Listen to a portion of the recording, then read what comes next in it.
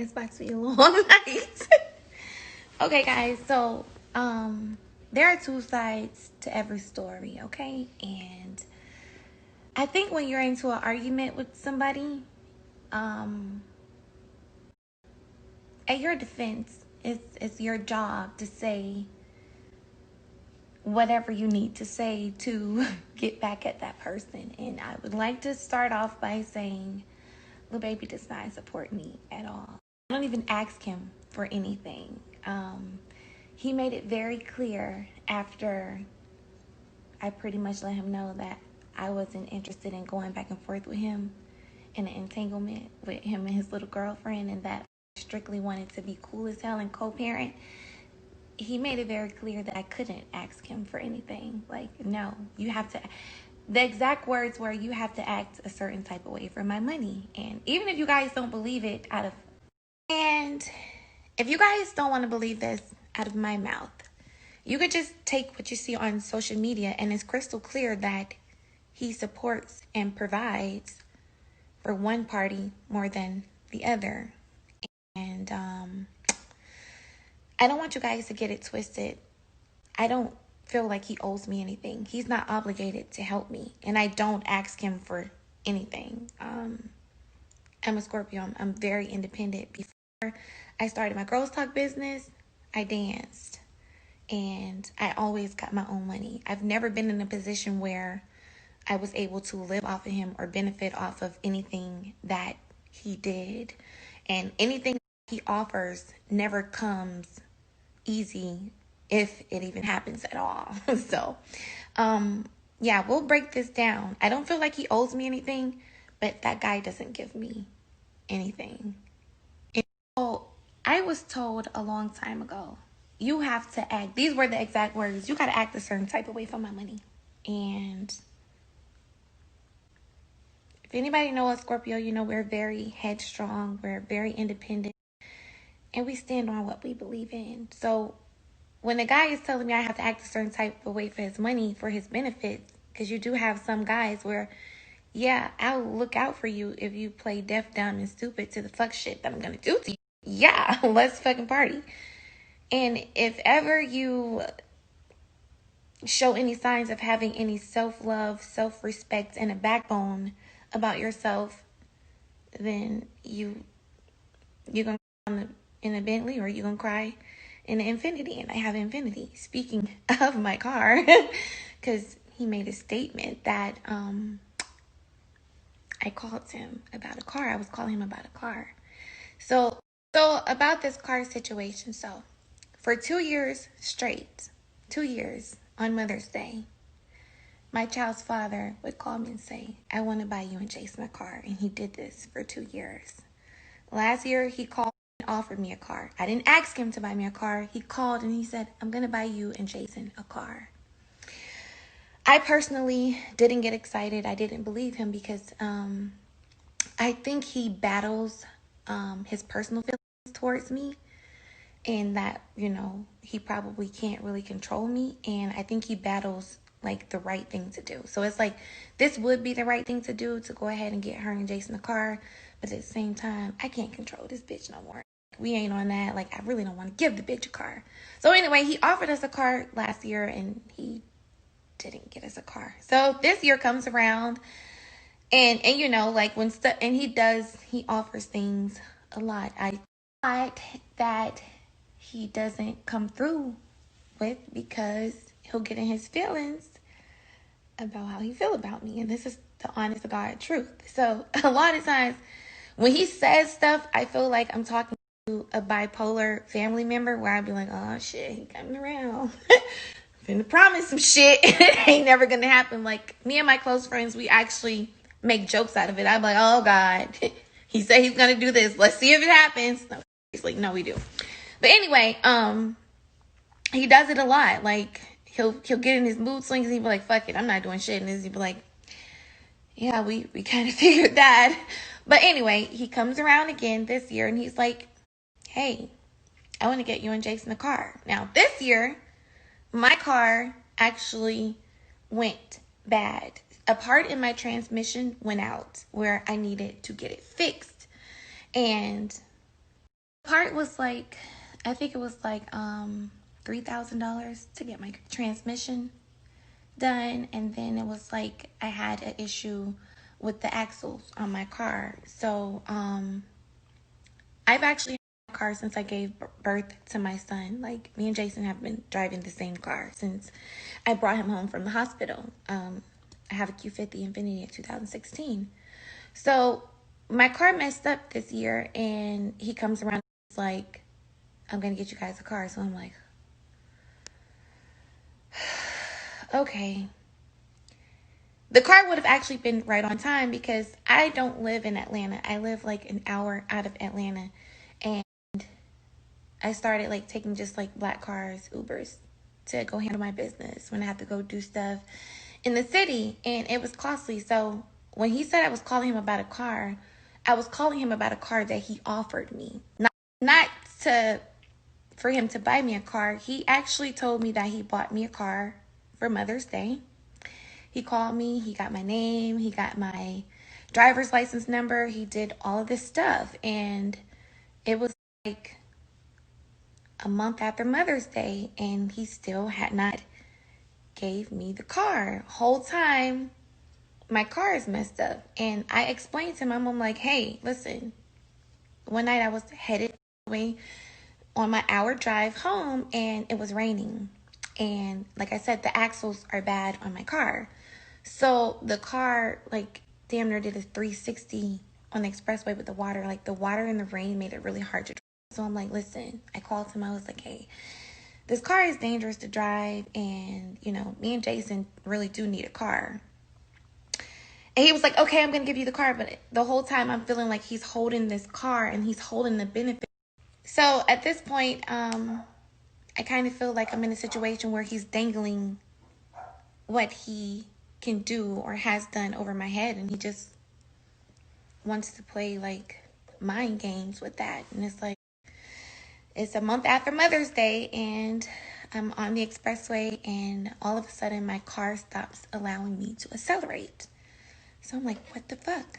I ended up taking my car to the shop, and they told me that my transmission has bad, and I'm 1,000 miles over my warranty. So I'm calling him back like, hey, you said you bought us a car. This is the second year in a row you promised us a car. My transmission is bad. My axles are bad. And Jason actually needs a car. Like, are you going to give us the car? Like, what's taking you so long to give us this car? But he's being him. So, of course, you guys know we're living in the middle of a pandemic, and me and Jason are taking these costly rides back and forth to get to the grocery store or to the city, wherever we have to go. And we're in and out of the car with complete strangers, you know, pretty much putting ourselves in a position to actually catch COVID-19 if one of our drivers could have possibly had it, because they've been driving around people all day. Some of you may be looking at it like, well, you should get your car fixed, and that's fine, like, which is what I ended up doing. But at the same time, I'm like, do anybody look at it and be like, damn, baby, like, why are you being petty like this? And it's like, he tries to be petty towards me, but he puts Jason in a bad situation. Like, even if you feel like, Ayesha, fuck you, you don't deal with me no more, it's like, Jason is in and out of Ubers, and you offered us a car for the second time 2 years in a row. I do not when he does petty shit like this, I don't let it get to me because I'm kind of used to it. Like, I don't know. I really don't know what the issue could be between me and my child's father, because the only thing I seriously did was leave him completely alone. Like, I wanted to beef with him or not be like the coolest friends, but our situation is kind of weird, okay? Because he, on top of how he may feel about how I kind of walked away from our situation, he also has a girlfriend that could possibly be in his ear that hates my fucking guts too, no matter how cool she try and be. But she kind of hates my guts too, because she feels like I humiliated her. in the middle of our argument when the girl put up her personal information. I laughed at her, and I mean, we were in the middle of a fight. She posted stripper pictures of me, so it's like she was trying to hurt me, I was trying to hurt her, and we both took low jabs. But I mean, I got over it. Like, I don't know. I feel like she's mad at me because she feels like I humiliated her. And I feel like he's mad at me because I walked away. Like, men really have egos. Like, this bitch walked away from me. Like, yeah. But at this point, I let her have him. I let him have her. I don't understand why we can't all be friends. So, to clear the air, I was not blowing him up to buy me a car or blowing him up, like begging. Me and my son were in a position where our car really went bad and we needed that car that he had been promising us for 2 years, that he, by the way, never gave to us. I don't know why he... Oh, yeah. Do you guys really want to hear what happened? Okay, so this is how you know Jayda is mad, and she fishes for... Even though I let her have the wrapper, she still fishes for ways to... She still wants to get back from when I laughed at her.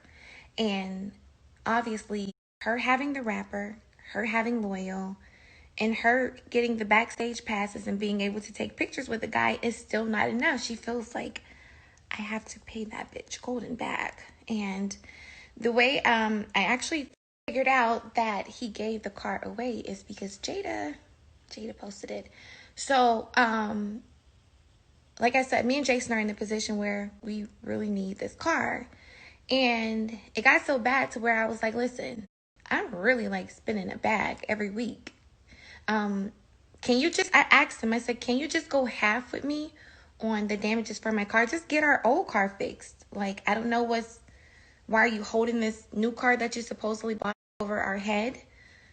I don't know why you're doing that, because me and Jason are in this position, regardless of if you only have a certain way, you feel a certain way about me and Jason are both in this position. All this money you gave, me and Jason are in a weird fucking position for you little baby. So I even said, hey, listen, just help me get our old car fixed. We'll drive around in our old car, or, cover the rental while my car gets fixed. And, I'm cool with that. So, when I asked him that, it's like he cursed me out. He called me all type of names. Like, he just completely went crazy. Fuck you, bitch. Put me on child support. And it's like, I'm sitting here. Like, the way that I'm talking to you guys like that, I'm always this calm. Like, and maybe that is irritating to someone who wants a certain type of reaction out of you.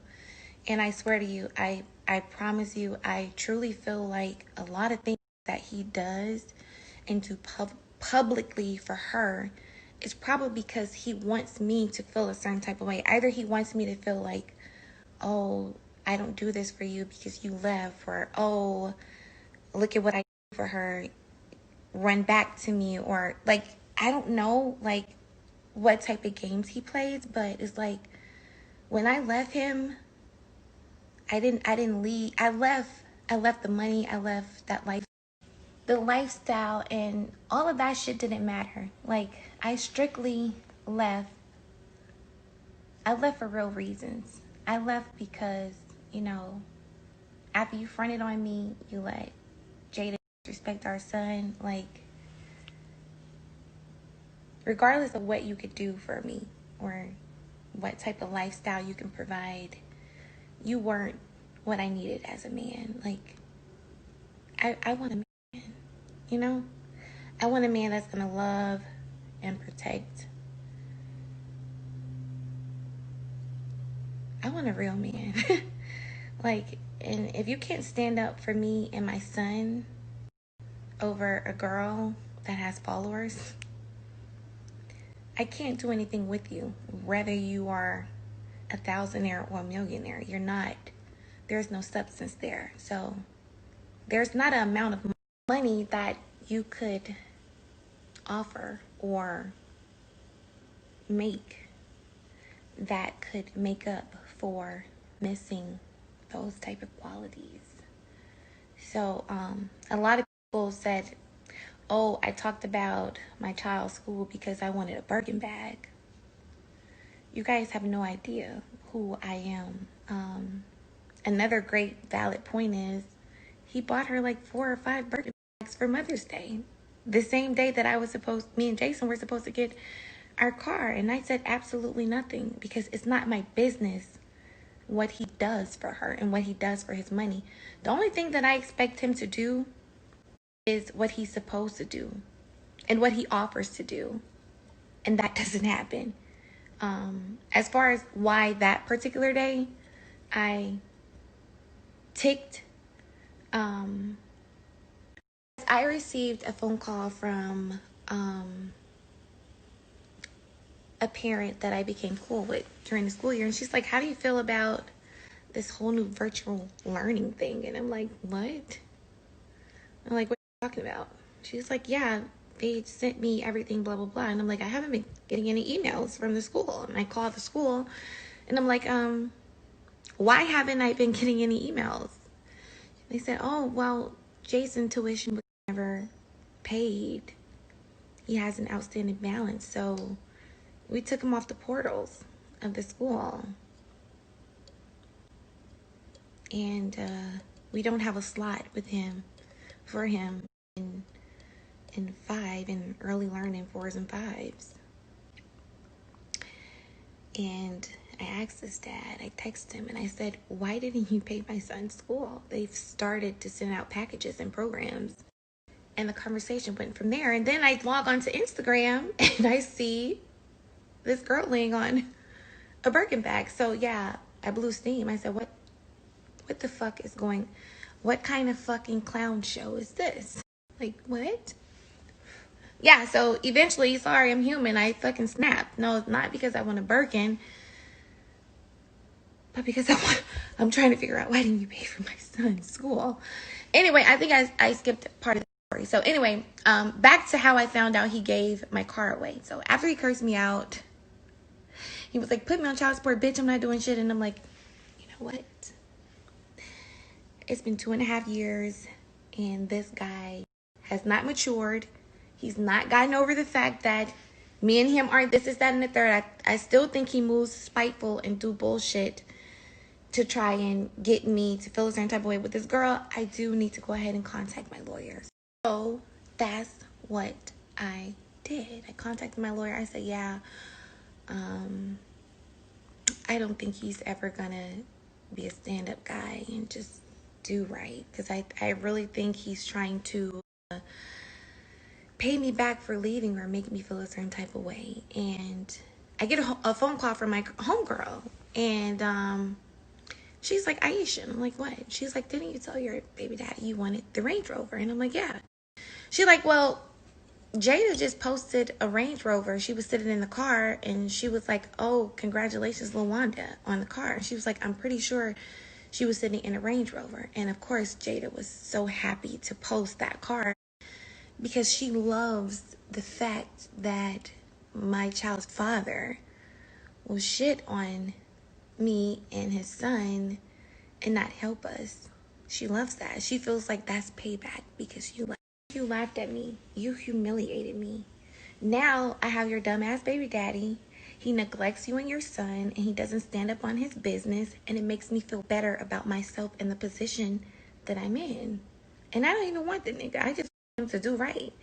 But it does something for Jayda. It makes her feel better. It makes her feel like she's winning. And, you know, woman to woman, speaking to every woman out here, you have to be careful about what you allow in a man and what you think is funny. Because if a man has the heart to do that to one woman and his child, if you ever fall from his good grace, he'll do it to you.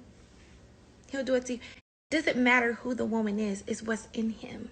If you ever stop kissing ass and stop playing dumb, it will be you and your son. He will do it to you. But that's what happened with the car. Never asked him for a car, never begged him for a car. I just was simply trying to figure out if he was ever going to give me what he offered while me and Jason were in a weird position with the car. As far as the whole clothing thing, I'm surprised that he even said that, because Lil Baby actually told me that he wanted to buy our son's clothes. Why? Because he wants to dress his son in Gucci, Louis, Prada, Moschino, and stuff like that, because he feels like his son is a representation of him. And me personally, I'll take my son to H&M and the Baby Gap. And he's like, no, my son's not wearing that. So he said, I'm going to buy my son's clothes. So when Jason's clothes get small, I say, hey, Jason needs more clothes, because you know you want to dress him in Gucci and Rolex watches. Not that I won't buy my son clothes. You want to dress him a certain type of way, so you told me you're going to dress him. Not because I won't do it. So that's that part of him trying to make me seem like I'm some irresponsible mom, because that's what it all boils down to. As far as him paying my sister's rent, my sister moved into a house and he paid my sister's deposit. You know, the initial deposit to move into a house. And that was it. My sister pays her rent every month. What else did I say? As far as the timing of when I asked him about school, I had no idea that my son had an outstanding balance until I actually called. I thought this was handled months ago. Then COVID happened, and then, you know, I called, like, why haven't I got my virtual packages for my son? And that's that. But as far as my house, he bought me a house. So as far as all of these lies, like, I'm not an independent woman, I don't ask him for anything. I don't ask him to help me with my inventory. I don't ask him to help me go get my things imported. I don't ask him for anything because I can't. Because I'm not having sex with him. And he doesn't feel like he should help me. I guess I'm on punishment because I left. When I left and I said I don't want to deal with you, I don't want to go back and forth, I left the benefits of him, and I'm totally fine about that. The only thing I deal with now is basically him being moody with what he's supposed to be doing, and him never falling through with what he offers. I'm a very independent woman. I don't want you to ever get that fucked up. Nobody does anything to me at all. I'm involved with people that hold their money over my head, and I don't fold. I don't give a fuck. Like, what? So yeah, my advice to anybody watching this is, when you have a child with somebody, understand that people grow out of the relationship. People grow out of love. But you need to be mature enough to get out of your emotionally scarred feelings and start moving like a player, so you can do what you gotta do and you can do what's right for your kid, you know. And that's just how you gotta do it. Yeah. As far as you picking mates, like, you guys need to really pick emotionally and secure females, so you don't have a female in your ear encouraging you to do dumb shit. Like, too many yes men is not good. You need somebody that's gonna check you and say, bro, you moving wrong. I'm dealing with a guy and you off track. It's my job. It's my job to correct you. Hey, baby, you ain't moving right. Nah, we ain't doing that. And if you are showing too many emotions, whether they are good ones or bad ones, I'm going to start to question you, because I want to know, how does this girl drive your emotions so much? How does your past drive your emotions so much, and you're supposed to be with the woman of your life? You're supposed to be so happy right now. I'm supposed to be the best thing that ever happened to you. Why you always tripping about this bitch? Why every time you go in the DJ booth, you laying a line at this bitch? Why does she consume you so much? Why you think about that girl so much? You still love that bitch? Like, you gotta start looking at stuff like that. Niggas swear they hate her. Whole time they be in love.